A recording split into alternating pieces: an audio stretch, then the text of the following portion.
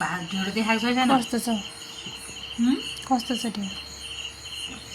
wow मिठो छ दामी छ मिठो छ लास्टै मिठो छ कोदोको ढिँडो पो हो त हिटो ल्याएको दिएको हुँदैन खान्थ्यौँ काट्छ नानी खयाममा टक्नु मिल्दैन नि मलाई खाइ त हाल्थेँ मैले